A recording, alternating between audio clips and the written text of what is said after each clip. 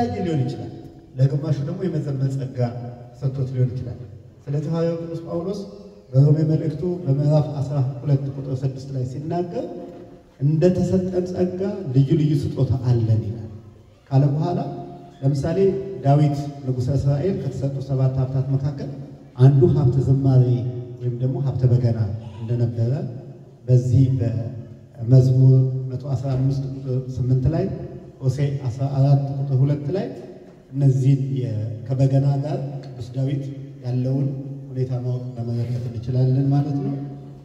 እንግዲህ መዝሙር 3 ነገሮችን ማሟላት ይኖርበታል። 3 ነገሮችን ማሟላት ይኖርበታል የቤተ ክርስቲያን መዝሙር። የመጀመሪያው የቤተ ክርስቲያን ዶግማ፣ ቀኖናና ትውፊት ሊያሟላ ይገባል። መዝሙር የሚባለው ያ ዶግማ ማለት እግዚአብሔር ወልድ ኢየሱስ ክርስቶስ በተለየ አካሉ ከመቤታችን ቅድስት ድንግል ማርያም ከሥጋ ሥጋ ከነፍስ ነፍስ ነስቷል። መለኮት ከሥጋ ጋር ተዋህዷል። ዶግማ ነው። ሥላሴ አብ ወልድ መንፈስ ቅዱስ ናቸው። ይሄ አንድም ሶስትም ናቸው የሚለው የማይሰረዝ የማይንቀሳቀስ ይሄ ዶግማ ማለት ነው። ስለዚህ ትምህርተ መለኮት ላይ የእግዚአብሔር አንድነትና ሶስትነት ህልውና ላይ የሚያነጣጥሩ ነገሮች ከሆኑ ዶግማ ነው። ዶግማ ማለት ባጭሩ የማይሻር የማይቀነስ የማይጨመርበት አንድ ጊዜ የተደረገ ነገር ነው። በእግዚአብሔር ህልውና ላይ ብቻ ያለ ነው። መዝሙር 3 ነገሮችን ማሟላት አለበት። አንደኛው ዶግማ ከሆነ ሁለተኛው ቀኖና ነው። ቀኖና ማለት አባቶቻችን ተሰብስበው የሚወስኑት ውሳኔ። ቀኖና ውስጥ ለምሳሌ ጾምን እንድናገኝ እንችላለን። አብይ ጾም ውስጥ አባቶች ተሰብስበው አጥሯል ረዝሟል ብለው ከወሰኑ በቀኖና ማለት ውሳኔ ማለት ነው። ያንን ተቀብለን ተግባራዊ የምናደርገው ለምሳሌ አጽዋማት አሁን የጽጌ ጾም እየተባለ እየጾምን ያለ ነው። ያ በድንጋጌ አልተደነገገም። ቤተ ክርስቲያን የደነገገችው ጾም 7 ብቻ ነው። ነገር ግን አሁን ህዝቡ የእመቤታችን ፍቅር ስለጨመረበት እየጾማት ነው ያለው። ይሄ 8ኛ ተብሎ የጾም ተብሎ ሲወሰን ቀኖና ነው። ስለዚህ መዝሙር ዶግማን ቀኖናን መሰረት ያደረገ ትውፊት መሰረት ያደረገ ትውፊት ማለት ከአባቶች ሲወርድ ሲዋረድ የመጣ በቅብብሎሽ የመጣ ማለት ነው። ይህንን ማሟላት አለበት። አንደኛ። ሁለተኛ መሳሪያዎቹ ቤተክርስቲያን የምትቀበላቸው መሆን መቻል አለባቸው። ይሄም 4 ነጥብ ነው። እኛ ቤተክርስቲያን ውስጥ ሃርሞኒካ ምናምን የሚባሉ ነገሮች ተግባራዊ የለም ማንቀበላቸው የዜማ መሳሪያዎች በጣም ብዙ ለድምፅ የሚመቹ ለእጅም የሚመቹ ለአስራር ለዳንስ የሚያነሳሱ በጣም ብዙ የዜማ መሳሪያዎች አሉ። እነዛን ቤተክርስቲያን ተጠቀምባቸው። ስለዚህ መዝሙር 3 ነገሮችን ማሟላት ይኖርበታል። አንደኛው ዶግማን፣ ቀኖናን፣ ትውፊት። ሁለተኛው መሳሪያዎቹ ቤተክርስቲያን የምትቀበላቸው መሆን መቻል አለባቸው። እንደዚህ ማለት ነው። ይሄ አሁን ለምሳሌ 10 ነው። እዚህ ላይ ስትቆጥሩት ገመዶች 11 ቢሆን ህግ አይደለም። ለምን ዳዊት 10ቱ አውታሪሁ መዝሙረ ማህሌት ወመሰንቆ እዚህም ለምን ብሎ ጽፏል። ከዛ መውጣት አይቻልም ማለት 11 መሆን አይችልም፣ 9 መሆን አይችልም። ከሆነ አባቶቻችን ያስቀምጡልን ዳዊት የሰራው መናድ ነው ማለት ነው። ስለዚህ ያ የሚሆንበት ምክንያት አይኖርም። ሌላው ዜማው ያሬዳዊ መሆን መቻል አለበት። ያዳመጣችሁ ዜማው ያሬዳዊ መሆን አለበት። መዝሙር እነዚህን ማሟላት መቻል አለበት። እንግዲህ መሳሪያው ይሄ ከሆነ መዝሙሩ ማሟላት ያለባቸው እነዚህ ከሆኑ እነማን ናቸው የሚዘምሩት? እነማን ናቸው የሚዘምሩት ስንል ዘማሪነት። ለምሳሌ ዘማሪነት ማለት ምን ማለት ነው? ለአገልግሎት ጥሪ ምላሽ መስጠት ማለት ነው። ዘማሪነት ማለት ለአገልግሎት ጥሪ ምላሽ የምንሰጥበት የትህትና ህይወት ወይም ደግሞ ዘማሪነት ማለት ምድራዊ መልአክ የሚኮንበት ማለት ነው። ምድራዊ መልአክ የሚኮንበት የመላእክት ስራቸው ምንድነው? እግዚአብሔርን ስሉስ ቅዱስ እያሉ ማመስገን። ዘማሪ ማለትም ደግሞ ምንድነው? ምድራዊ መልአክ ሆኖ እግዚአብሔርን የምናመሰግንበት መንገድ። እግዚአብሔርን ምድራዊ መልአክ የሚኮንበት የትምህርት ሃይማኖት የቅዱሳት መጻሕፍት በስጥም የሚወዘፍ ሰው ድምጽ ስላለው ብቻ በገና ይዞ አይደረደርም። መንፈሳዊ ህይወቱ በዛው ልክ ነው መሆን ያለበት። እንደው ስለቻለ ብቻ አይደለም የሚዘምረው፣ ድምጽ ስላለው ብቻ አይደለም የሚዘምረው። አንድ ሰው ለመዘመር መጀመሪያ ለአገልግሎት ጥሪ ምላሽ ለመስጠት ዝግጁ መሆን መቻል አለበት። ምድራዊ መልአክ ለመሆን የሚኮንበት የትምህርት ሃይማኖት የቅዱሳት መጻሕፍት በሳል ዕውቀት እንዲሁም ክርስቲያናዊ ሕይወትን የሚጠይቅ አገልግሎት። ክርስቲያናዊ ሕይወቱ የጎደለ ሰው፣ ሰካራም፣ ዘፋኝ ሰው፣ አጫሽ ሰው ዘማሪ ሊሆን አይችልም። ከዛ ውስጥ መውጣት መቻል አለበት። ለምን? አስተማሪ ነውና ማለት ነው። አስተማሪ ነውና ማለት ነው። ነቢየ እግዚአብሔር ቅዱስ ዳዊት በመዝሙር 148 ቁጥር 2 ላይ እግዚአብሔርን አመስግኑት መላእክቱ ሁሉ እግዚአብሔርን አመስግኑ ይላል። ስለዚህ ሰው እግዚአብሔርን ለማመስገን መጀመሪያ ሕይወት ሊኖረው ይገባል። ሕይወቱ አስተማሪ ሊሆን ይገባል። አለበለዚያ ችግር አለ ማለት ነው። እንግዲህ የመዘምርና የመዘምራን ወይም ደግሞ የአገልጋዮች ሕይወት ምን መምሰል አለበት? በተለይ በገና ይዛቸው የተቀመጣቸው ልጆች ምንድነው ሕይወታችን መምሰል ያለበት የሚለውን ሁላችሁም ራሳችሁን ልትፈትሹበት ይገባል። የመዘምራን ሕይወት መዘምራን ማለት ቅድም ነግሬያችኋለሁ፣ የምስጋና የመስዋዕት አቅራቢዎች። ምስጋና ነው የምታቀርቡት፣ መስዋዕት ነው የምታቀርቡት። የምስጋና መስዋዕት ነው ወደ እግዚአብሔር የምታቀርቡት። ስለዚህ የምስጋና መስዋዕት አቅራቢዎች በምድር የመላእክት አገልግሎት ፈጻሚዎች ናቸው። በምድር የመላእክት አገልግሎት ፈጻሚዎች እና አስተማሪዎች በመሆናቸው መዝሙራቸው ብቻ ሳይሆን መስዋዕት አቅራቢዎች ራሳቸው ለእግዚአብሔር የተቀደሱ ሊሆኑ ይገባል። ይሄ እናንተን ያካትታል ማለት ነው። በተለይ ከዛ እኛንም እናንተንም ሁላችሁ። ምክንያቱም ዘማሪነት ምድራዊ መልአክ የሚኮንበት ሕይወት ስለሆነ ደግሜ ያነብላችኋለሁ። የመዘምራን ሕይወት፣ የምስጋና ሕይወት፣ የምስጋና መስዋዕት አቅራቢዎች በምድር የመላእክት አገልግሎት ፈጻሚዎችና አስተማሪዎች በመሆናቸው መዝሙራቸው ብቻ ሳይሆን መስዋዕት አቅራቢዎች ራሳቸው ለእግዚአብሔር የተቀደሱ ሊሆኑ ይገባል። ቅዱስ ጳውሎስ ለሮሜ ክርስቲያኖች በጻፈው መልእክቱ ላይ አነቡታላችሁ። በሮሜ ምዕራፍ 12 ቁጥር 12 ላይ ይሄ የመዘምራን የአገልጋዮችን ሕይወት የሚያካትትበት ይሆናል። ታዲያ ሰማያዊውን ስርዓት በምድር የምናስፈጽም አምባሳደሮች ከሆነ ከኛ ከመዘምራን ወይም ከአገልጋዮች ሁልጊዜ በገናውን ተሸክመን ከምንሄደው ምን ይጠበቃል? ምንድነው ከኛ የሚጠበቀው? አንደኛ ከኛ ምን ይጠበቃል? በጸሎት መትጋት። ሁሉ ነገር የጸሎት ውጤት ነው። በጸሎት መትጋት። ሁለተኛ ራስን ለእግዚአብሔር ማስገዛት። በኦሪት ዘፍጥረት ምዕራፍ 4 ቁጥር 4 ላይ ራሳቸውን ለእግዚአብሔር አስገዝተው እግዚአብሔር ምን እንዳደረገላቸው ታሪኩን አነቡት። ወደዛ ዝርዝር ውስጥ አሁን አለ። ጸጋን ማወቅ ነው። ይሄ ጥንቃቄ ማለት ነው። ጸጋን ማወቅ። አንዳንድ ሰው ዝም ብሎ በገናን አንስቶ እኔ አሁን አይሆንልኝም እጄ ነው የሚተሳሰረው። ጸጋ ያለ አልተማርኩትም፣ አልችልበትም፣ በሞከረውም የሚሆንልኝ አይመስለኝም በእውነቱ ከሆነ። ይሄ ደግሞ የተሰጣቸው ጸጋ ነው። ስለዚህ ጸጋን ማወቅ ነው በመጀመሪያ ጸጋን ማወቅ። ሌላው ትልቁ አገልግሎት የቤተ ክርስቲያን አገልግሎት በጠቅላላው ትህትናን እንደ ልብስ መጠበቅ። ትህትናን እንደ ልብስ መጠበቅ። ምክንያቱም አንድ አገልጋይ ሕይወቱን ለሌሎች ሰዎች አስተማሪ መሆን ስላለበት ከራስ ፀጉር ጀምሮ እስከ እግር ጥፍሩ ድረስ አስተማሪ መሆን መቻል አለበት። አለማመዱ፣ አነጋገሩ፣ አመጋገቡ ጠቅላላ ሰዎችን ስቦ ወደ እግዚአብሔር መንግሥት የሚያመጣ ወታደር መሆን አለበት። ስለዚህ ለእግዚአብሔር ለትህትና መገዛት ያስፈልጋል። ጥንቃቄ ማድረግ ያስፈልጋል። በጸሎት መትጋት ያስፈልጋል። እንግዲህ ለመዝሙር ስርዓት መገዛት መዝሙሩን ከራስ ሕይወት ጋር በማነጻጸር ለምሳሌ አባ ግራኝ ሞተ፣ የልቤ ወዳጅ፣ የሚያበላኝ ጭማ፣ የሚያጠጣኝ ጠጅ፣ በሱ ነው የምትማሩት። በገና መጀመሪያ ስትጀምሩ መሰለኝ ታሪክ አይደል? እንግዲህ አሁን ያንን ከሕይወት ጋር ማገናኘት። ለምሳሌ አሁን ቅድም የዘመራችሁት መዝሙር ምንድን ነበር? አስናሲያ አሁን መጨረሻ ላይ የዘመራችሁት ምን? እንዲህም እንደምን እንዲህም አድርገን እንደምን እንዲህም አድርገን ብላችሁ ከፊት ወደፊት ሄዳችሁበት። እንዲህም አድርገን ዘመናችሁ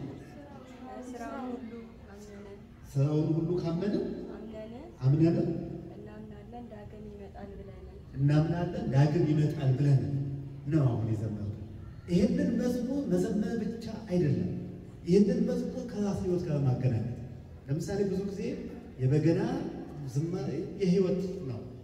ስንዘምር ከራሳችን ሕይወት ጋር እያገናኘን ያንን ከራሳችን ሕይወት ጋር እያገናኘን ባጭሩ አንድ ምሳሌ ልንገራችሁ። በቤተ ክርስቲያን አገልግሎት ውስጥ ሁልጊዜ ስቅለቱን እናስባለን።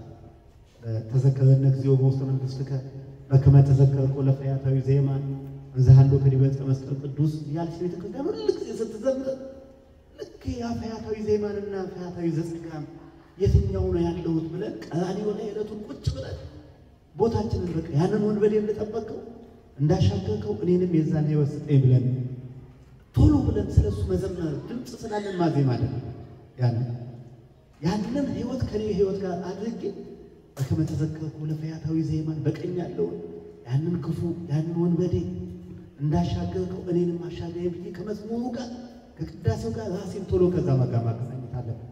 ስለዚህ ዘማሪነት ከምንዘምረው መዝሙር ጋር ሕይወታችንን ማገናኘት መቻል አለብን። ቸልተኛ አለመሆን ቸልተኛ ሰነፍ አለመሆን እንግዲህ ይሄንን ካየን ዘማሪነትን ይሄን ካየን መዝሙርን ይሄንን ካየን ወይም ደግሞ ዜማ መዝሙር በሕገ ልቡና ቤተክርስቲያን በሕገ ልቡና በሕገ ኦሪት በሐዲስ ኪዳን ያለች እነዚህ ሶስቱ ሕግጋት ይባላሉ። ሶስቱ ሕግጋት በቤተክርስቲያን የሚታወቁት ሶስቱ ሕግጋት አንደኛው ሕገ ልቡና ነው። ምንም አይነት መጽሐፋዊ ነገር በሌለበት ጊዜ የሰው ልጆች በራሳቸው የሚተዳደሩበት። ሁለተኛው ሕገ ኦሪት ነው። የተጻፈ መጽሐፍ አለ፣ በዛ ሰዎች ይመራሉ፣ አድርግ አታድርግ የሚላል። ሶስተኛው ሕገ ወንጌል ነው። አሁን ያለንበት ነው። ወንጌል ተጽፎልናል፣ መልእክታቱ ተጽፈውልናል። ስለዚህ በእነዚህ በሶስቱ ሕግጋት ዜማ ምን ይመስላል? ዜማ ምን ይመስላል? ለምሳሌ በሕገ ልቡና እንመልከት። ዮባል መከራ ስለጸናበት የቃየልን በደል እያስታወሰ በገና በመደርደር ድምፁን እያሰማ የሐዘን እንጉርጉሮ ማህዘን ያሰማ ነበር። እርሱም በገናና መለከት ለሚይዙ አባት ነበር። የበገና አባት ማን ነበር ማለት ነው? ዮባል ይባላል። ማን ይባላል? ዮባል ይባላል። ይሄ በሕገ ልቡና ነው የተጻፈው። በሕገ ልቡና የነበረ ሰው ነው። የሱም ታሪክ ግን የተጻፈው በሕገ ኦሪት ላይ ነው የተጻፈው። በኦሪት ዘፍጥረት ምዕራፍ 4 ቁጥር 16 ላይ በመጽሐፈ ሄኖክ ምዕራፍ 5 ከቁጥር 3 እስከ 8 ላይ ታነቡታላችሁ፣ ታሪኩን ታገኙታላችሁ። ይሄ የበገናና የመለከት አባት ይባላል። ዮባል መከራ ሲጸናበት የቃየልን በደል እያስታወሰ በገና በመደርደር ድምፁን እያሰማ የሐዘን እንጉርጉሮ ያሰማ ነበር። እሱም በገና ለሚይዙት ሁሉ አባት እየተባለ ይጠራ ነበር። ዮባል በሕገ ልቡና ዝማሬ እንዳለ በሕገ ልቡና መሳሪያው እንዳለ ነው። በዚህ ጥቅስ ውስጥ የምትመለከቱት በሕገ ልቡና ዝማሬ አለ፣ በሕገ ልቡና የዜማ መሳሪያ አለ። ማን? በገናና መለከት እናያቸዋለን በኋላ ወደፊት። ይሄ እንግዲህ በሐዲስ ኪዳን በሕገ ኦሪት ደግሞ ቅዱስ ዳዊት ነው ታውቃላችሁ። ይሄ የቅዱስ ዳዊት ውጤት በአስርቱ አውታሪሁ መዝሙረ ማህሌት በመሰንቆ እዜምርለከ ነው ያለው። 10 አውታር ባለው መዝሙር እዘምርልሃለሁ ነው ያለው። ቅዱስ ዳዊት እስራኤል ባህረ ኤርትራን ምድር ሲሻገሩ ማርያም እህተ ሙሴን ከሕዝቡ ጋር በከበሮ ለእግዚአብሔር ዘምራለች። ንሴብሖ እያለች ዘምራለች። እሷ ደግሞ የዘመረችው በምንድን ነው? በምንድን ነው የዘመረችው? እሷ በከበሮ አይደል? እያሰማችሁ ነው? እሷ የዘመረችው በምንድን ነው? በከበሮ። ዮባል የሚባለው የዘመረው በምንድን ነው? በበገናና በምን? በመለከት። በሕገ ልቡና በገናና መለከት የበገናን ጥንታዊነት ነው የምታስበው። አሁን ደግሞ እስራኤል ባህረ ኤርትራን በደረቅ ሲሻገሩ ማርያም እህተ ሙሴ ደስ እያለች ከበሮ እየመታች ለእግዚአብሔር ዘምራለች። በእስራኤል ላይ ስትፈርድ የነበረችው ነቢይቱ ዲቦራ ለእስራኤል አምላክ ለእግዚአብሔር ዘምራለች። ቅዱስ ዳዊት ለፍርድ አደባባይ በማይውልበት ቀን ከመዘምራኑ ጋር በአንድነት በበገና ይዘምር ነበር። ዳዊት ታውቃላችሁ ንጉሠ እስራኤል ነው። የፍርድ ላይ በማይውልበት ጊዜ ጊዜውን የሚያሳልፈው በገና በመደርደር ሲያዝን ሲተክር በእረፍቱ ቀን በገና በመደርደር። ስለዚህ አሁን በሕገ ኦሪት በገናና መለከትን ከዮባል አይተናል። በሕገ ኦሪት በሕገ ልቡና ቅድም አይተናል። በሕገ ኦሪት ደግሞ ዳዊት በእረፍቱ ቀን በገና ይደረድር ነበር። ስለዚህ የበገና መሳሪያው ከሕገ ኦሪት ወዴት ተሻገረ ማለት ነው? ከሕገ ልቡና ወዴት ተሻገረ ማለት ነው? ወደ ሕገ ኦሪት ተሻገረ። በዛ ላይ ሕገ ኦሪት ላይ ከበሮን አገኘነው። የማርያም እህተ ሙሴ እንደገና ነቢይቱ ዲቦራ ለእስራኤል አምላክ እንዴት እንደዘመረች ቅዱሳን ዳዊትን ለፍርድ አደባባይ በማይውልበት ቀን ከመዘምራኑ ጋር በአንድነት በበገና ይዘምር ነበር። ሕዝበ እስራኤል በበዓለ ፋሲካ ይዘምሩ ነበር። ሰንበት በመባቻ ቀን ይዘምሩ ነበር። እነዚህ መጽሐፍ ቅዱስ ጥቅሶች ሁሉ በሕገ ኦሪት ላይ ያለውን የመጽሐፍ ቅዱስ ክፍል ዝማሬ ይነግሩናል። ዜማ ወይም ደግሞ መዝሙር በአዲስ ኪዳን በልደቱ ለመጀመሪያ ጊዜ ሰውና መላእክት አንድ ላይ ሆነው ዘምረዋል። ሰውና መላእክት በአንድ ላይ ጌታ ሲወለድ ሰውና መላእክት አንድ ላይ አልዘመሩም? የመጀመሪያ ስራው ምንድን ነበር? ጌታ ሲወለድ የመጀመሪያ ስራ ምንድን ነው? ስራው ምንድን ነው? የሰው ልጅና መላእክት ያደረጉት ስራቸው ምንድን ነው? ዝማሬ፣ ምስጋና፣ ክርስቶስ እንደተወለደ። ስለዚህ ምስጋና ወይም ዝማሬ ትልቅ ስፍራ ያለው እግዚአብሔር ሲወለድ የመጀመሪያው እስራኤል ባህረ ኤርትራን ሲሻገሩ የመጀመሪያ ስራቸው ምስጋና ነው ባለው የዜማ መሳሪያ። ጌታ ሲወለድ ገና በአንድነት ሰውና መላእክት ነው ገና ከማህፀን እንደወጡ ያመሰከሩ። ስለዚህ ምስጋና ትልቅ ነገር ነው ማለት ነው። ዘምረዋል። የኢየሩሳሌም ሕፃናት አረጋውያን ለጌታችን ሆሳዕና ለወልደ ዳዊት እያሉ ዘምረውለታል። ሐዋርያትን ምስጢረ ቁርባን ከተቀበሉ በኋላ ዘምረዋል። የመጽሐፍ ቅዱስ ክፍሎቹ እነዚህ ናቸው። አነባቸዋለሁ። ከዛ የዜማ መሳሪያዎች አመዳደብና አይነታቸው የዜማ መሳሪያዎች አይነታቸውና አመዳደባቸው የዜማ መሳሪያዎች አመዳደባቸው በሶስት ነው የሚመደቡት። የመጀመሪያው አውታር ያላቸው በገና አውታር ያላቸው ማለት እነዚህ ክር ያላቸው ማለት ክር ያላቸው መሰንቆና ክራር ናቸው። አውታር ያላቸው። ሁለተኛው የሚነፉ የዜማ ዕቃዎች መለከት፣ እንዚራና እምቢልታ፣ ዋሽንት። ሶስተኛው ድምፅ በማውጣት በመመታት ከበሮ፣ ነጋሪት፣ ጸናጽል፣ መሰንቆ። እነዚህ በሶስቱ ነው የሚከፈለው የዜማ መሳሪያ። አንደኛው አውታር ያላቸው ክር ያላቸው በገና፣ መሰንቆ፣ ክራር። የሚነፉ የዜማ መሳሪያዎች መለከት፣ እንዚራ፣ እምቢልታ፣ ዋሽንት። በመመታት ድምፅ የሚሰጡ ከበሮ፣ ነጋሪት፣ ጸናጽል፣ መሰንቆ። በእነዚህ በሶስት ይከፈላሉ። እያንዳንዳቸው ደግሞ የራሳቸው የሆነ ምሳሌያዊ አስተምህሮ አላቸው በቤተ ክርስቲያን ጋር። እነሱን እናያቸዋለን። ታዲያ እነዚህ ከሆኑ አሁን በሶስት ከከፈልናቸው የኢትዮጵያ ቤተ ክርስቲያን የምትቀበላቸው የትኞቹ ናቸው? ቅድም እንዳልኳችሁ ማንኛውም የዜማ መሳሪያ ድምፅ ስለሚሰጥ ብቻ ቤተ ክርስቲያን ውስጥ አይመጣም። ሕግ አለው፣ ስነ ስርዓት አለው። እነዛን እንመለከታቸዋለን።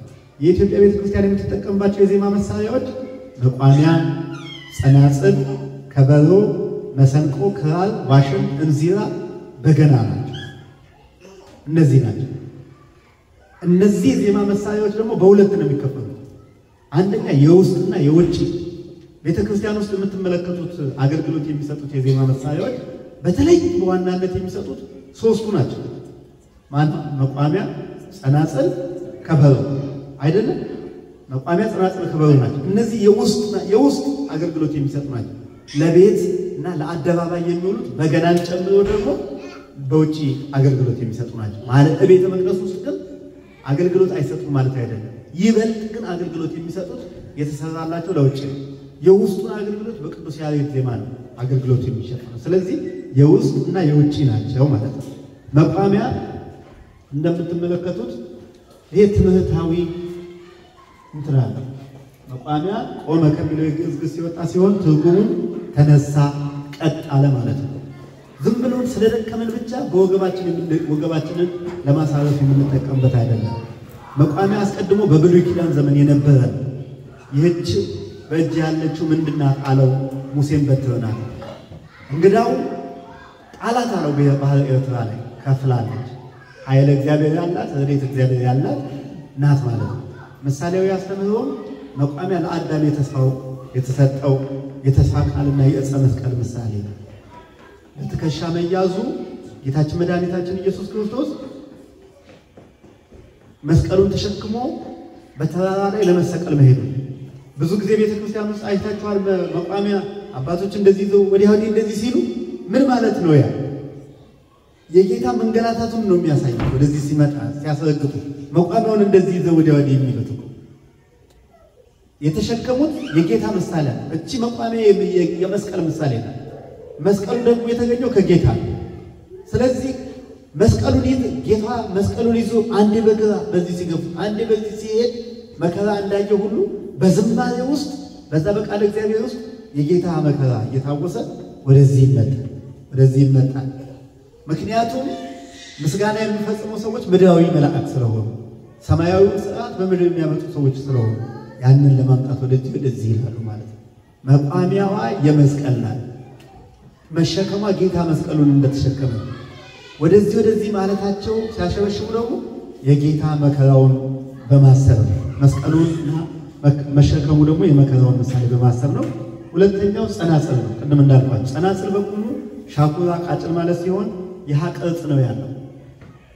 ከብር የሚሰራ ከነሐስ ከወርቅ የሚሰራ ሁለት ዘንጎች አሉት። በዘንጎቹ ላይ ሻኩራ የሚገኝበት ከላይ ቀስተ ደመና የሚመስል ደጋን ያለው የዜማ መሳሪያ ነው። ጸናጽል አበው እግዚአብሔርን ያመሰገኑበት የተቀደሰ መሳሪያ ነው። እግዚአብሔርን ያመሰገኑበት ነው። ጥቅሱን ከዛ ላይ መውሰድ ትችላላችሁ። ዳዊትና እስራኤል ሁሉ በቅኔና በበገና በመሰንቆ በከበሮ በጸናጽልና በመለከት በእግዚአብሔር ፊት በሙሉ ኃይላቸው ይዘምሩ ነበር።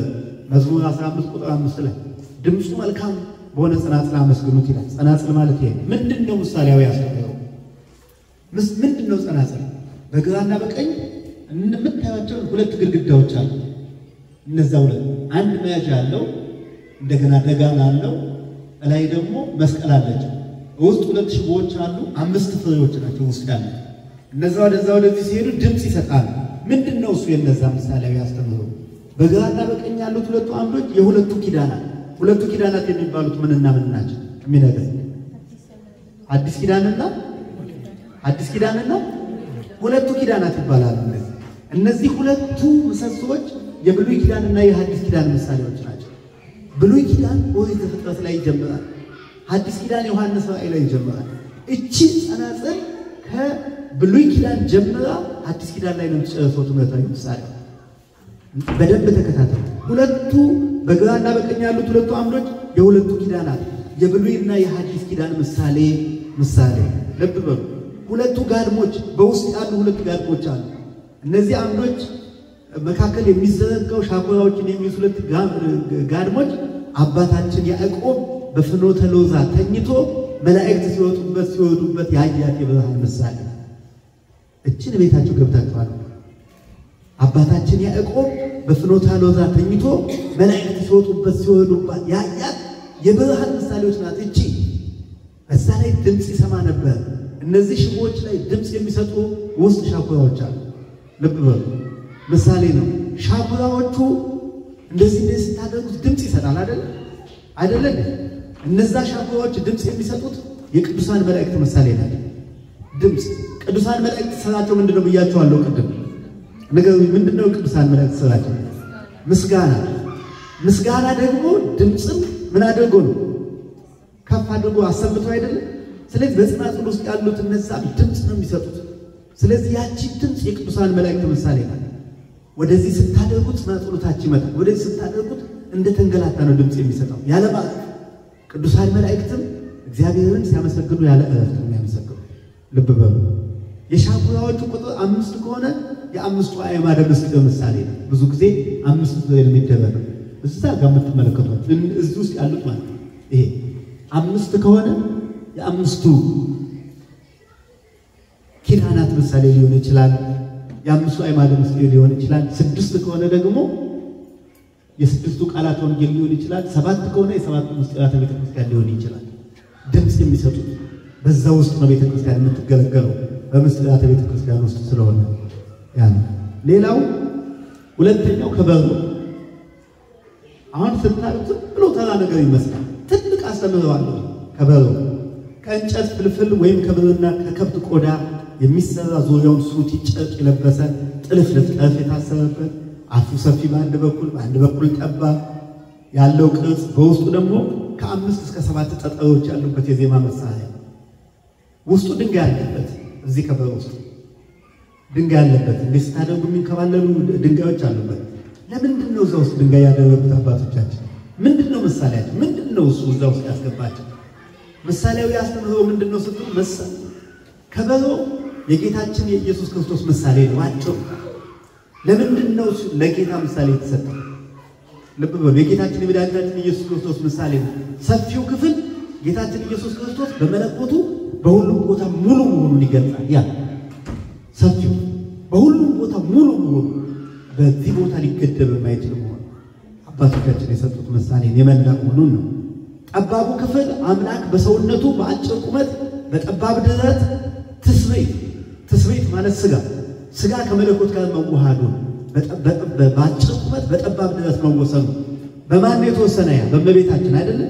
ከእመቤታችን ከስጋዋ ስጋ ከነፍሷ ነፍስ ለመንሳት ምን ሆነ? አምላክ ወልደ አምላክ ኢየሱስ ክርስቶስ ሰማይና ምድር የማይወስኑት በጠባብ ማህፀን መጥቶ ምን አለ? ተወሰነ። ስለዚህ ጠባቡ ክፍል አምላክ በሰውነቱ በአጭር ቁመት በጠባብ ደረት መወሰኑን ውሱንነቱን ለመግለጽ አፎቹ በአንድ በኩል ላይ በአንድ ላይ መያያዛቸው የላይኛው የታችኛው በአንድ ላይ ነው ያለው። በአንድ ላይ መያያዛቸው መለኮትና ትስብእት አንድ የሆኑበት ምሳሌ። መለኮትና ትስብእት ማለት ስጋና መለኮት አንድ የሆኑበት ምሳሌ ነው። ጥፍሮቹ ከጲላጦስ ትእዛዝ ውጪ የገረፉትን ሰንበር ነው የሚያመለክተው። ይሄ እዛ ከበረው ላይ የተጠቀለለው ጥፍር የጌታን ግርፋቱን ነው የሚያሳይ ምሳሌው። የጌታን ግርፋቱን ሰውነቱን ያን ያክል ግርፋት በገረፉት ጊዜ ያወጣው ሰንበር ምሳሌ ነው። ይሄ እዚህ ላይ ያለው ጲላጦስ ትእዛዝ በጣም አብዝተው ገርፈውታል። ያንን ለማሰብ ከበረውን ሲሰሩት ከድምፁ ባሻገር እንዲህ አድርገው አስቀምጠውታል አባቶቻችን። ጠፍሮቹ ከጲላጦስ ትእዛዝ ውጪ የገረፉትን ሰንበር ምሳሌ። ጠፍሮቹ አይሁድ ጌታን ሲገርፉት ገበጣ የተጫወቱበት ጠጠር ምሳሌ። ውስጥ ያሉት ድንጋይ አሉት 5 ድንጋዮች አሉ። ጌታን በገረፉት ጊዜ አይሁድ ገበጣ ይጫወቱ ነበር፣ ጠጠር ይጫወቱ ነበር። ስለዚህ መከራው ከበሮ አለ፣ ጠፍሩ አለ፣ ጠባቡ አፍ ሰፊው አፍ አለ። አሁን በከበሮ በጌታ ከተመሰለ በውስጡ ያሉት ጠጠሮች ደግሞ ያቺ ገበጣ የመከራውን ጊዜ ለማሰብ ዛሬ ከበሮ ሲመታ አባቶቻችን አንዳንዶቹ ከበሮ ሲመቱ እያለቀሱ ይመታሉ። ምክንያቱም ያንን ህማሙን ሞቱ እንደዚህ ስታዩ በጣም እየተዘለለ እንደዚህ የሚኮነው ነገር ተገቢነት አይደለም። ያ አካሄዱት ምክንያት በውስጡ ያለው መጽሐፍ ቅዱሳዊ ምሳሌ ልብን የሚነካ ስለሆነ ነው። እና ጨርቁ የለበሰው ከለሜዳ እንጨቱ በላይ ቀይ ነገር አለው አይደለም? ምንድነው ያለበሱት? ጌታ ከለሜዳ አልበሰውታል። የከለሜዳው ምሳሌ ነው። ጨርቁ የለበሰው የከለሜዳ ወይም ደግሞ የመግነዙ ከግራ ከቀኝ መመታቱ በጥፊ መመታቱ ምሳሌ ነው። ከዚህ ትመቱታላችሁ አይደል? ለምንድን ነው? ድምጽ ስለሚሰጥ ብቻ። ከግራም ከቀኝ ከዚህ ሲሉት ወደዚህ ሲመጣ፣ በዚህ ሲሉት ወደዛ ሲሄድ ከግራ ከቀኝ መመታቱ ምሳሌ ነው። ሌላው አራተኛው መሰንቆ ነው። መሰንቆ ምሳሌያዊ አስተምህሮ። መሰንቆ የሚለው ቃል ሰንቀው ካለው የግዕዝ ግስ የወጣ ሲሆን ትርጉሙ ሰነቃ፣ ሞዘቀ፣ መታ፣ አስጮኸ፣ ደረደረ፣ ከረከረ፣ ከመሳሪያው ጋር ጮኸ፣ አዜመ፣ ዘመረ፣ ገጠመ፣ አጉረመረመ የሚሉ ትርጓሜዎች ይኖረዋል። ይሄ ምሳሌያዊ አስተምህሮ አለ። መሰንቆ የሃይማኖት መሰንቆ የሃይማኖት ነው። አውታሩ አንድ ሃይማኖት አንዲት የመሆኗ ምሳሌ። መሰንቆ አንድ ነው ክብር ያለው እንደዚህ እንደበገናው 10 የለውም። አንድ የሆነው ምንድነው? አንዲት ሃይማኖት ናት። ያቺን ምሳሌ ለማምጣት አንድ መሆኑ አንድ ሃይማኖት አንዲት ሃይማኖት መሆኗን መሰንቆ የድንግል ማርያም ምሳሌ ነው። የድንግል ማርያም ምሳሌ ነው። የዳዊት መሰንቆ አንቺ ነሽ፣ የማመሰንቆ አንቺ ነሽ ብሏታል። የዳዊት መሰንቆ ትባላለች እመቤታችን። ስለዚህ መሰንቆ የእመቤታችን ምሳሌ ነው። እመቤታችን ምሳሌ ነው እና ይሄ መሰንቆ ገመዱ በዕጣን ነው የሚታሸው እንዲጠነክር። ይሄንን በምንድን ነው የምታጠቁት? ታዲያ እንዲጠነክርላት በዕጣን ነው አይደል? ለምንድን ነው በዕጣን ይሄ እንትን የሚባል የምታጠነክሩት? ታውቃላችሁ? እነግራችኋለሁ። ይሄ በዕጣን ነው የሚጠነክረው፣ በሌላ ቅባት ነገር አይደለም የሚጠነክረው። ዕጣን አሁን ስታስቡት ስትፍቁበት እንደውም ገመዱን የመበጠስ አቅም ያለ፣ እዚህ ላይ ሲመጣ ግን ታምር ነው የሚሆነው። ልብ በሉ፣ የድንግል ማርያም ምሳሌ ነው። የዳዊት መሰንቆ አንቺ ነሽ ይላል። ዕጣኑ የጌታ አውታር፣ የእመቤታችን ምሳሌ፣ ድምፁ የእመቤታችን ምስጋና ምሳሌ። ዕጣኑ የጌታ አውታር ልክ መልአኩ ቅዱስ ገብርኤልን ሰምታ ይሁንልኝ ይደረግልኝ የሚለውን መልካም ድምፅ እንዳወጣችሁ ሁሉ ያ የሷ ድምጽ የሚሸት ቃና ስለዚህ ዓለም ከሞት ወደ ህይወት የተሻገረባት የታሸባት መልካም መዓዛ የሰጠባት እሷ ስለሆነች የሷ ምሳሌ ይሆናል ማለት ነው ከአንድ አውታር 5 አይነት ድምጽ ነው የሚያወጣው ባለሙያዎች ሲናገሩ አንዲት መሰንቆ 5 ድምጽ ነው የምታወጣው 5 ድምጽ ያወጣል አንዲቱ ቤተክርስቲያን በአምስቱ አዕማደ ምስጢራት የመቃኘቷ ምሳሌ ነው ወይም ደግሞ 5 ማውጣቱ የአምስቱ መስቀሎች ነው አምስቱ መስቀሎች የሚባሉት ሳዶር አላዶር አዴራ ዳናስ ሮዳስ በአምስቱ ቅንዋተ መስቀሉ ለኢየሱስ ክርስቶስ የሚባሉት ናቸው ማለት የነዚህ መሰንቆ ሌላው መለከት ነው የቤተ ክርስቲያን የምትቀበላቸው መለከት ከቀንድ ወይም ከብረት እና ከብረት የሚሰራ ለቅስቀሳና ለአዋጅ መንገሪያ የሚውል በዕለተ ምጽአት የሚነፋ ድምጹን ከአጽናፍ እስከ አጽናፍ የሚሰማ መሳሪያ ይሄ መሳሪያ ሰምታችሁ ታውቃላችሁ አላሁ በብዛት አሁን ማህበረ ቅዱሳን በተወሰነ ደረጃ ያመጣው ነው ያንን ይሄንን መሳሪያ ግን እንደ በፊቱ እንደ ድሮ ወደ ቦታው ለመመለስ ገና ብዙ ጥረት መደረግ አለበት ልብ በሉ ይሄ ከአጽናፍ እስከ አጽናፍ የሚነፋ የማቴዎስ ወንጌል ምዕራፍ 24 አንብባችሁ ባለፈው ለደብረ ዘይት ሲነበብ ምንድነው ሲያል የጌታ መለከት በተነፋ ጊዜ አይደለም የሚለው ማቴዎስ 24 ሲነፋ መለከቱ ሲነፋ ኃጥአን ዋይ ዋይ ይላሉ ጻድቃን ደግሞ ደስ ይላቸዋል ስለዚህ መለከት የቅስቀሳ መሳሪያ ነው የነገረ ምጽአት ጌታ መጥቷል ብሎ አዋጅ የሚነገርበት መሳሪያ በመጽሐፍ ቅዱስ ውስጥ ማቴዎስ ጽፎለታል ቅዱስ ጳውሎስ ጽፎለታል በኦሪት ዘፍጥረት ተጽፏል በመጽሐፍ ቅዱስ ውስጥ ለመጀመሪያ ጊዜ የሰው ልጅ ለመጥፎ አገልግሎት ይጠቀምባቸው ከነበሩት መሳሪያዎች አንዱ ነው እንደነ በገና ማለት ነው መለከት ስለዚህ ሌላው ክራር ነው እንደ መሰንቆ በቆዳ የተለበደ ሆኖ የበገና አይነት መልክ ያለው ሲሆን 5 6 7 ጅማት ነው የሚኖረው 7 ጅማት ማሲንቆ 1 ነው የሚኖረው በገና 10 ነው የሚኖረው ክራር ደግሞ 5 6 ወይም 7 የጅማት አውታሮች ያሉት የዜማ መሳሪያ ነው መጽሐፍ ቅዱስ ላይ ትንቢተ ዳንኤል ቅዱስ ጳውሎስ ጽፎለታል ጥቅሱ ዘጋራል ምን ይላል ናቡከደነፆር ጣዖቱን ካሳጀበባቸው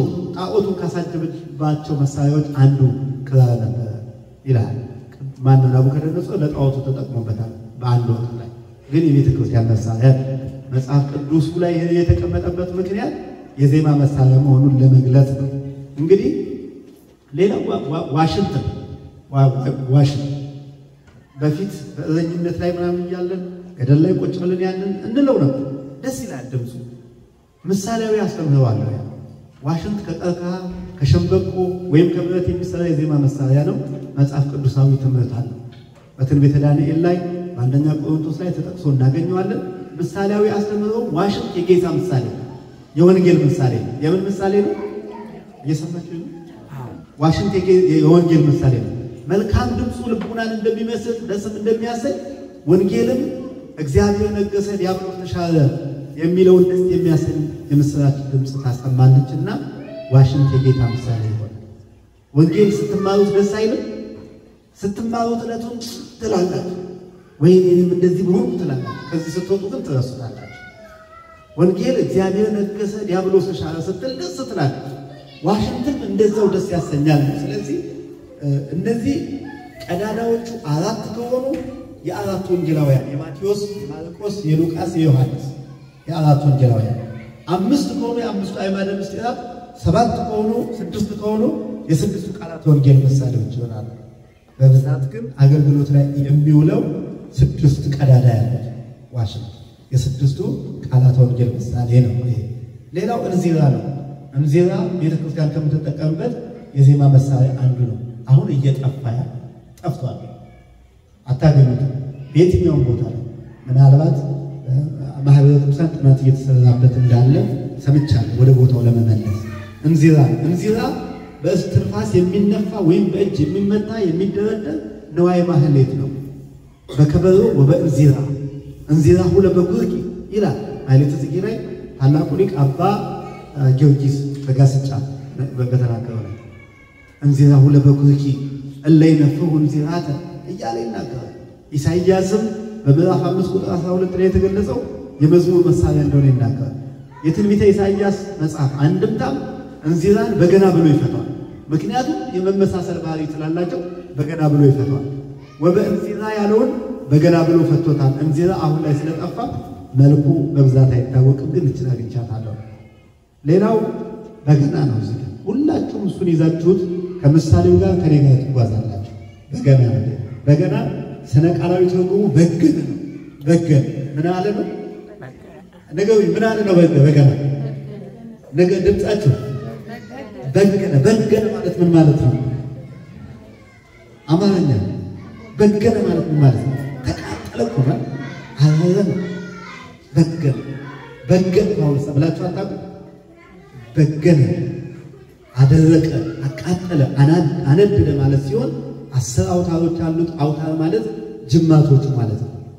10 አውታሮች አሉት። በገናን ሰራ፣ ቃኝ፣ ደረደረ፣ ድምፅን እያጣራ እያጣቀሰ እየነዘረ በገናን በገነ ብለውታል አለቃ ኪዳነ ወልድ ክፍሉ። በገነኛ በገነኛ በገነኛ በገነኛ ማለት ምን ማለት ነው? የበገና ባለሙያ ማለት ነው፣ ወይም የበገና ባለሙያ ማለት ነው። በገነኛ ማለት በገናን የሚመታ በገናን የሚደረድር በገናን የሚያውቅ የበገና ደርዳሪ ማለት ነው። የበገና ደርዳሪ ማለት ነው። እንግዲህ ይሄ ሲላላና ሲጠብቅ ትርጉሞች አሉ። በገና ስትሉት ምን ማለት ነው? በገና ስትሉት ምን ይሆናል? በገና ስትሉት ምን ይሆናል? በገና ምን ማለት ነው? ያ በገና ምንድነው? ልደት ነው። በገና እየሰማችሁ ነው።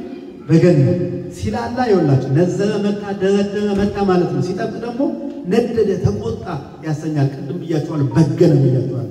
ሲጠብቅ በገና ሲል ደግሞ ነዘረ፣ መታ፣ ደረደረ የሚለውን ትርጉም ይሰጣል። ታዲያ በገና በእና ገና ናቸው ሁለት ያለ። በዚህ ደግሞ ምንድን ናቸው? ለምሳሌ ሳይኮሎጂ ሲባል ሳይኮ ፕላስ ሎጂ አይደለ? ሎጂ ምንድነው? ስተዲ አይደለ? ሳይኮ ማለት ምንድነው? አዎ። ስለዚህ ሁለቱ ሲደመሩ ወይም ደግሞ ባዮሎጂ ስትለው ባዮ ፕላስ ሎጂ ባዮሎጂ ስተዲ አባውት ሳይንስ የሚሆነው ማለት ነው። ስለዚህ በገና ማለት ደግሞ በሲደመር ገና ማለት ነው። በሲደመር ገና ያ ማለት ምንድነው? በመነጣጠል የሚያስገኘውን ትርጉም በመጠቀም በገና ይሆናል ማለት ነው። በገና በዓል በገና ወቅት የሚደረደር የዜማ መሳሪያ ማለት ነው ትርጉሙ ተብሎ ይተረጎማል።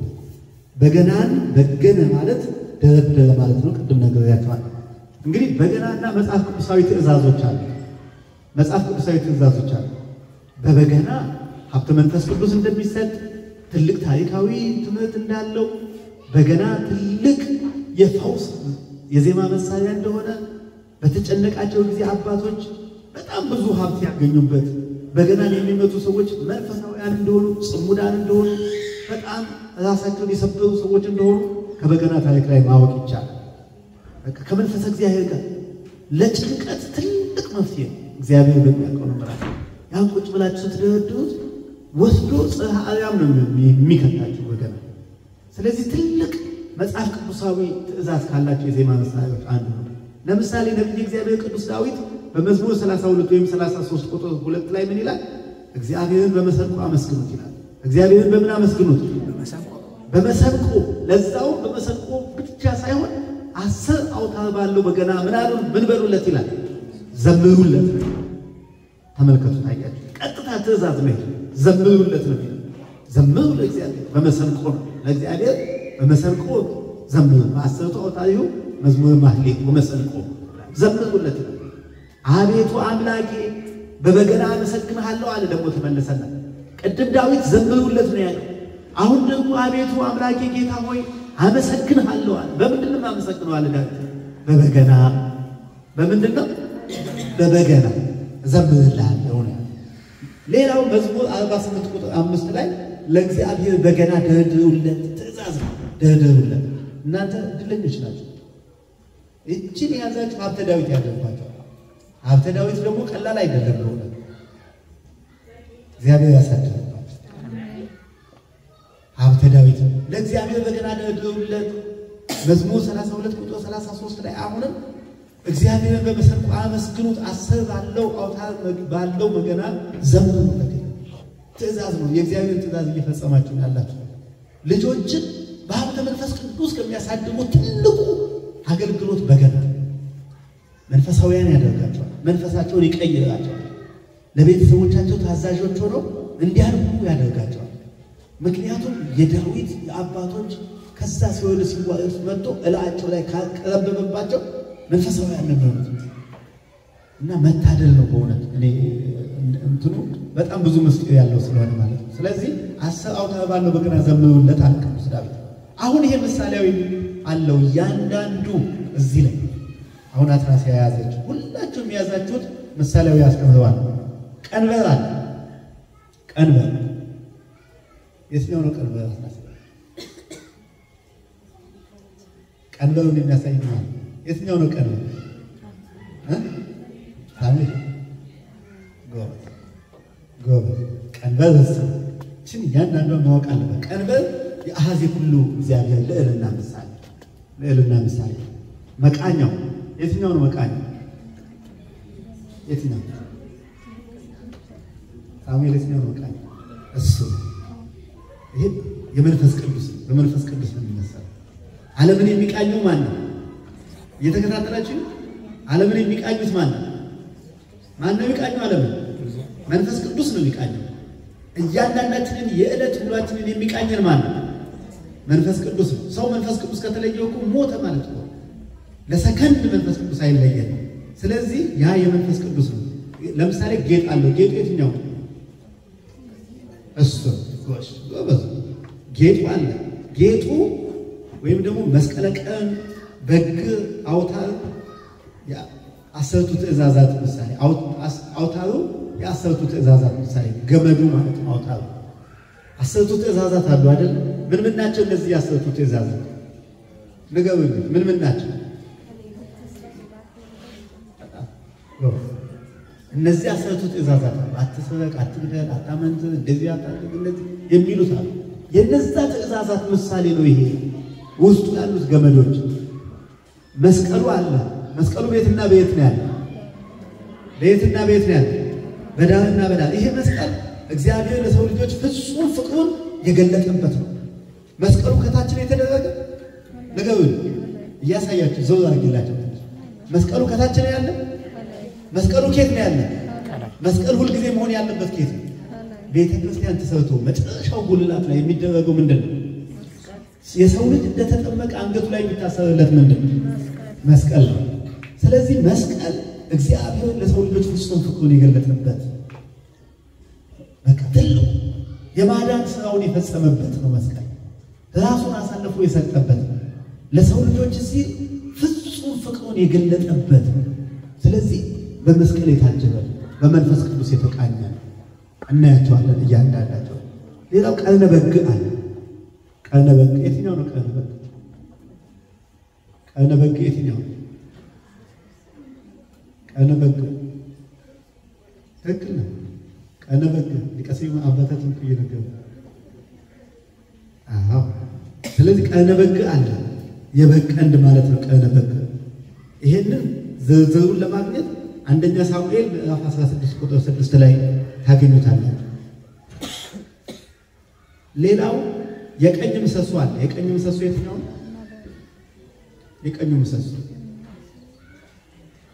የቀኝ ምሰሶ እሱ የቱን ይዘሽ ነው የምትዘምሪው? ስትዘምሪ የቱን ይዘሽ ነው የምትዘምሪው? የቀኙን ይዛችሁ ነው የምትዘምሪው። የግራውን ይዘሽ ስትዘምሪ ትችያለሽ። የግራውን ይዘሽ ስትዘምሪ ምን ይሆናል? ድምፅ አይሰጥም። እየተግባባን ድምፅ አይሰጥም። ድምፅ እንዲሰጥልን የምንይዘው የትኛው ነው? የቀኙን በምናችን እንይዘዋለን? በምን? በቀኝ እጃችን ደግሞ ምን እናደርጋለን? እንመታለን። ተመልከቱ። የቀኝ ምሰሶ የግራ ምሰሶ የፍቅረ እግዚአብሔርና የፍቅረ ቢጽ ምሳሌዎች ናቸው። የፍቅረ እግዚአብሔር ምሳሌዎች ናቸው።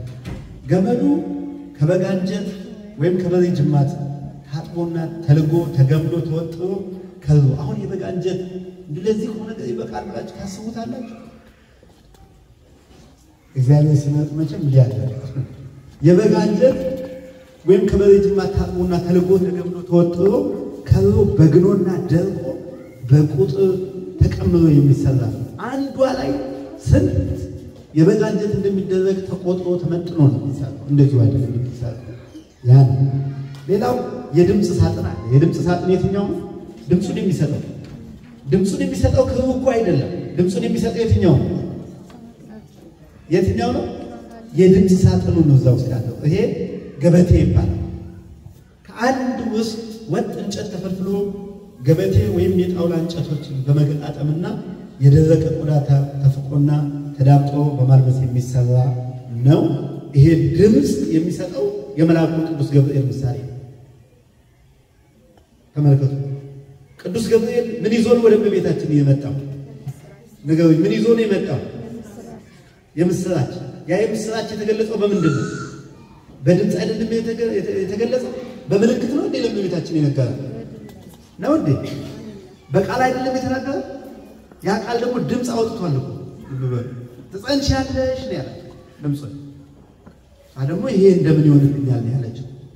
ስለዚህ ይሄ የዚህ የእመቤታችን ምሳሌ ልብበሉ። ይህን መልካም ድምጽ የመስማቷ ምሳሌ የመልአኩ የቅዱስ ገብርኤል ድምጽ ማሰማቱ ለድህነት በቃ ለነገረ ሥጋዌ ይህን የማሰማቱ ምሳሌ ነው። እንግዲህ በመወጠሪያው በምድር ላይ ያሉ የአዳም ዘር ምሳሌዎች ናቸው። መወጠሪያው የትኛው ነው? መወጠሪያው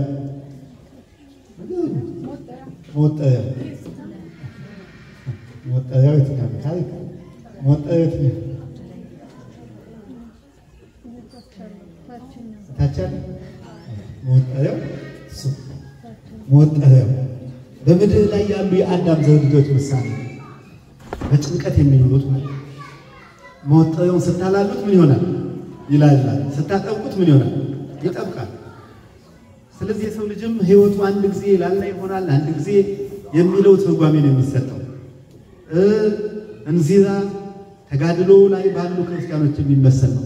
ክሩን ስትመቱት ምንድነው እሱ? ይሄ ያልፋል። ክሩን ስትመቱት አያልፍም። ተጋድሎ ላይ ያሉ ክርስቲያኖች በዚህ በዘመነ ሰማዕታት በሃይማኖታቸው የሚገደሉ በሃይማኖታቸው የሚሞቱ መከራ የሚደርስባቸው ምሳሌዎች ናቸው። የመመታቱ ስትመቱት ግን ሲመቱ ክርስቲያኖች በቃ የእግዚአብሔር መንግስት ለማግኘት መንገድ ላይ ያሉ ናቸው እና ይሄም ሲመታ በተጋድሎ ላይ ያሉ የክርስቲያኖች ምሳሌ ነው። ድህንጻ ወይም ደግሞ መግረፊያ ድህንጻ በክርስቶስ ይመሰላል። ድህንጻ አስሩን አውታሮች እየተመላለሰ እንደሚገርፋቸው መድኃኔዓለም ኢየሱስ ክርስቶስም በብሉይ ኪዳን የሰጣቸውን 10 ትእዛዝ በሐዲስ ኪዳን ማጥፋቷቸዋልና ነው። ማፈኛ አለ። ማፈኛውን ያው ባለሙያዎቹ ተነግሮናላቸው። ምድር ተሸክሞ ባሉ ብሄሞትና ሌዋታን የሚባሉ ግሩማን ዘንዶች ምሳሌ የሚመሰል ማፈኛ የትኛው? ማፈኛው የትኛው? ንገሩኝ። በጣም በቃ ነግራችኋል። ሳሙኤል ማፈኛው የታችኛው ሊሆን ይችላል፣ ሌላኛው ሊሆን ይችላል። ልትወጥሩበትም ትችላላችሁ፣ ልታፍኑበትም ትችላላችሁ። ስለዚህ ማፈኛው ምድርን ተሸክሞ ባሉ ብሄሞትና ሌዋታን የሚባሉ ግሩማን ዘንዶች የሚመሰል ነው። እነዚህ ከዛ የበገና አይነቶች በመጽሐፍ ቅዱስ ውስጥ ወደ 4 ናቸው የተጠቀሱት የበገና አይነቶች በመጽሐፍ ቅዱስ። አንደኛው ባለ 8 አውታር ያለው። አሁን እናንተ ያዛችሁት ባለ ስንት ነው? ባለ 10 ነው። ባለ 8 በገና አይታችሁ ታውቃላችሁ? ባለ 8 በመጽሐፍ ቅዱስ በነብይ እግዚአብሔር ቅዱስ ዳዊት የተጻፈው ባለ ስንቱ ነው? ባለ 10 ነው። ቅድምም በዚያ አመስግኑ ነው ያለው አይደለም? ቅዱስ ዳዊት ሲጽፍ አመስግኑ ብሎ ያዘዘው እሱ ግን በገና በ4 ይከፈላል። አንደኛው ባለ 8 አውታር አለ። መጽሐፍ ቅዱሳዊ መሰረት አለው። አንደኛ ዜና መዋዕል ምዕራፍ 15 ቁጥር 16 እስከ 21 ላይ ታገኙታላችሁ። ባለ 8 አውታር። ሁለተኛው ባለ 10 አውታር አሁን እናንተ ያዛችሁት ይሄ ሁሉ ጊዜ ቤተክርስቲያን የምትለው በ10 አውታር ባለው አመስግኑት በሚለው መዝሙር 32 ቁጥር 2 ላይ መዝሙር 33 ላይ የምታገኙት እግዚአብሔርን በመሰንቆ አመስግኑት 10 አውታር ባለው በገናም ዘምሩለት የሚለው ባለ 12 አውታር ናባል እስራኤላውያን ቅዱስ ዳዊት የደረደረበት በገና ነው ብለው ያምናሉ። ይሄም አለ። ባለ 22 አውታር አለ። ባለ 22 ገመድ ማለት ነው። ይሄ እስራኤላውያን ይጠቀሙበት የነበረ መሳሪያ ነው። መጽሐፍ ቅዱሱ እዚህ ጋር ነው ብሎ ዝርዝሩን በግልጽ አላስቀመጠውም፣ ግን በበገና የጥናት ሂስትሪ ውስጥ ይሄ አለ። ሌላው በ22ቱ ስነ ፍጥረት እንግዲህ 22 ከሆነ በ22 ባለ 22 አለ ነገር ባለ 22 አውታር እስራኤላውያን ነበራቸው። 22 ስነ ፍጥረትና 22ቱ የእግዚአብሔር ስሞች ይመሰሉበታል። ባለ 150 አውታር አለ። ባለ 150 የዳዊት መዝሙር ስንት ነው? ጠቅላላ ብዛቱ የዳዊት መዝሙር ስንት ነው? 150 በመዝሙሩ መስሎት የዳዊት በገና 153 ሁሉ እንዳለ ጥናት አለ። በ150 አውታር እንዳለ የዳዊት መዝሙር 150 መሆኑን አንድምታ ላይ ደግሞ ስለዚህ በገና እንዲህ ተገልጾ እናገኛለን።